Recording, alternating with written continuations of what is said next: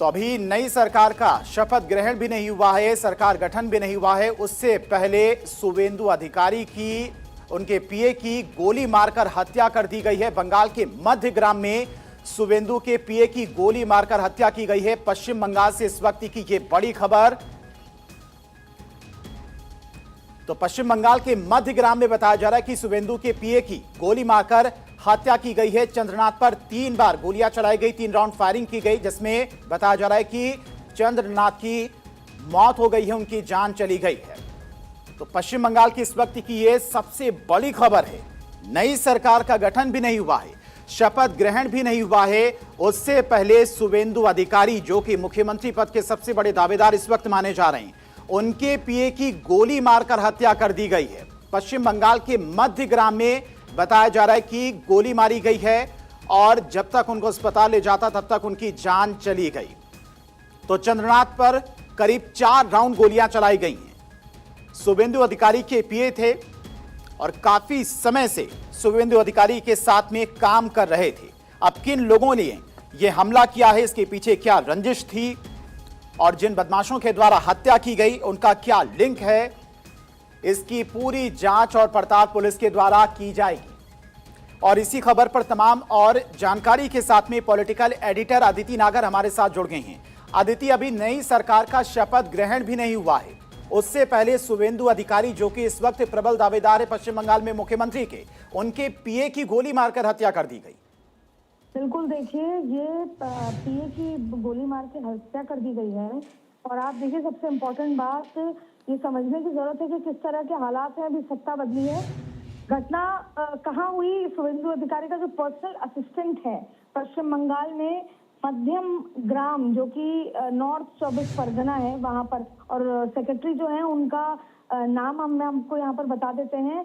Secretary Chandra, Suvendu अधिकारी के secretary थे चंद्रा, उनको सिर पर गोली मार के यहाँ पर मार दिया गया है। और उसे नॉर्थ 24 परगना का इलाका है, वहां पर गोली मार के हत्या कर दी गई है। ये मध्यम ग्राम करके ये जगह है। और गोली लगने के बाद उन्हें तुरंत इलाज के लिए ले जाया गया। इलाज के दौरान उनकी मृत्यु हो गई, पर सिर पे सीधे गोली मारी थी। तो कई लोग कह रहे हैं कि मौके पर ही मृत्यु हो गई थी। और अभी तक पूरी आधिकारिक पुष्टि कौन था क्या था नहीं है, लेकिन ये माना जा रहा है कि जाहिर तौर पर इस चुनाव के दौरान में रंजिश के वजह से हुआ है। लोग कह रहे हैं कि रंजिश शुवेंदु अधिकारी से निकालने की इसलिए हुआ है। पश्चिम बंगाल के चुनाव के दौरान जिस तरीके के टीएमसी के जो कार्यकर्ता थे उनका भी बात आ रही है, तो खुलकर कुछ कहा नहीं जा रहा। लेकिन आप देखिए किस तरह की स्थिति यहाँ पर नजर आ रही है कि शुवेंदु अधिकारी के जो पीए हैं उनको यहाँ पर मार दिया है, सिर पर शॉट डेड कर दिया गया है। और अभी तक खुलकर बात सामने नहीं आ रही, लेकिन तुरंत मौके पर पुलिस पहुंच चुकी है, तुरंत तमाम तरीके की चीजें हो गई हैं, इसकी पूरी जांच पड़ताल होगी। लेकिन जो डर का माहौल है वो अभी खत्म नहीं हुआ है, ये कहीं ना कहीं साफ समझ में आ रहा है। आपको बता दें, पश्चिम बंगाल में शुवेंदु अधिकारी की पीए की हत्या हुई। मध्यम मार्ग में शुवेंदु अधिकारी की पीए की हत्या कर दी गई। चंद्रनाथ रथ उनका नाम था। 4 राउंड गोलियां की चली। चंद्रनाथ के सिर पर, पैर पर, सीने पर गोली मार दी गई और मौके पर ही उनकी मृत्यु हो गई। हॉस्पिटल भी ले जाया गया, लेकिन तब तक उनको मृत्यु घोषित कर दिया गया। अदिति, एक बात समझ में आती है कि पश्चिम बंगाल में किस तरह के हालात पहले रहे हैं और अभी जो हालात देखने को मिल रहे हैं, अभी नई सरकार का गठन नहीं हुआ है, टीएमसी की बुरी हार हुई है और यहां पर बीजेपी सत्ता में वापसी करने जा रही, सरकार आने जा रही। उससे पहले इस तरह से अगर शुवेंदु अधिकारी की पीए की हत्या कर दी जाती है तो इससे साफ जाहिर होता है कि जब टीएमसी का शासनकाल वहां पर रहा होगा तो लोग वहां की किस डर के साए में रहते होंगे, खुलकर अपना समर्थन नहीं दिखा पाते होंगे किसी दूसरे दल के लिए।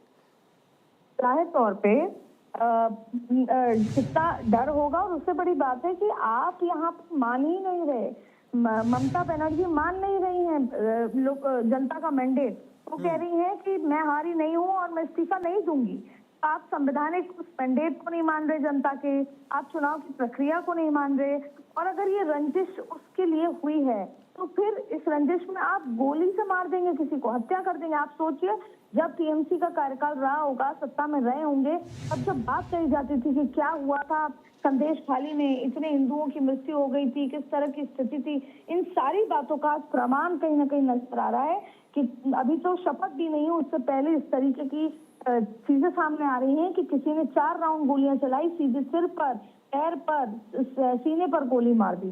तो जाहिर तौर पे ये कितनी गंभीर बात है और शायद यही वजह है कि इससे लोग डरते थे, इससे लोग बचने की कोशिश करते थे और इसी वजह से ये डर का माहौल था जिसको तोड़ने की कोशिश की गई। लेकिन आप देखिए उसके बावजूद भी ये रेपरकशन देखने को मिला कि हत्या कर दी गई शुभेंदु अधिकारी के पीए की सिर पर गोली मारकर। बिल्कुल, इस वक्त की ये बहुत बड़ी खबर है। अदिति आएंगे आपके पास। तो पश्चिम बंगाल में अभी नई सरकार का शपथ ग्रहण कार्यक्रम 9 मई को होना है और उससे पहले अगर जो सबसे प्रबल दावेदार इस वक्त माने जा रहे शुभेंदु अधिकारी मुख्यमंत्री पद के, उनके पीए की सरेआम गोली मारकर हत्या कर दी जाती तो आप समझ सकते हैं कि लॉ एंड ऑर्डर की स्थिति पश्चिम बंगाल में किस तरह की अभी फिलहाल देखने को मिल रही है और इससे पहले टीएमसी के शासनकाल में वहां पर लॉ एंड ऑर्डर की स्थिति क्या रही होगी। आपने देखा भी होगा, कई तस्वीरें भी पश्चिम बंगाल से सामने आई थी। वहां के जो तमाम एजेंट्स थे बीजेपी के या फिर अन्य दलों के, उन्हें सीधे सीधे धमकाया जाता था कि अगर आपने बीजेपी के लिए समर्थन जुटाया या फिर कांग्रेस के लिए समर्थन जुटाया या फिर लेफ्ट के लिए समर्थन जुटाया तो सीधे सीधे उन्हें जान से मारने की धमकियां मिलती थी। तो आप सोचिए क्या स्थिति पश्चिम बंगाल में अब तक रही है। और टीएमसी के इस बार 15 सालों के बाद जिस तरह की हार हुई है, टीएमसी इस हार को पचा नहीं पा रही है। टीएमसी के कार्यकर्ता इस हार को पचा नहीं पा रही हैं। हालांकि इस फायरिंग के पीछे कौन है, क्या रंजिश है, किन लोगों ने गोली चलाई, किन लोगों ने हत्या की, ये अभी तक साफ नहीं हो पाया है।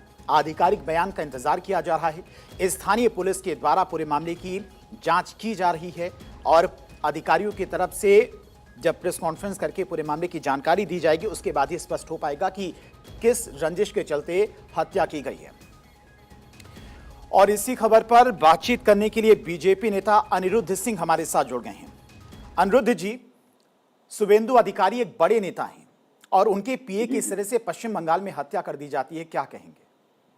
देखिए, घटना तो बहुत दुखद घटना है, लेकिन एक चीज जान लीजिए कि जिस भी कारण से ये घटना घटित हुई है, सबसे पहले उसकी इन्वेस्टिगेशन जरूरी है, फिर उस पर पूर्ण रूप से कमेंट करना आवश्यक उसके बाद ही होगा।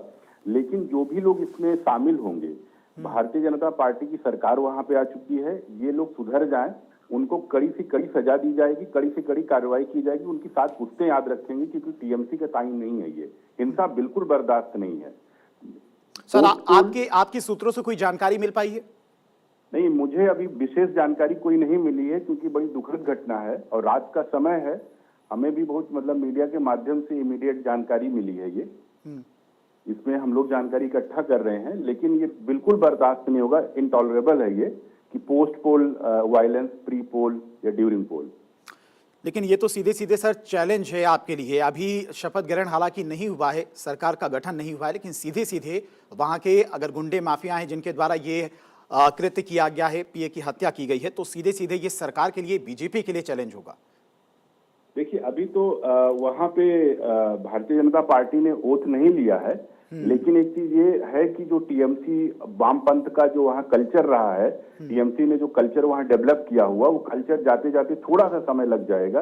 बस ये कि हमें संयम के साथ में हर चीज का वहाँ पे हल निकालना है। हम लोगों को एग्रेसिव नहीं होना है।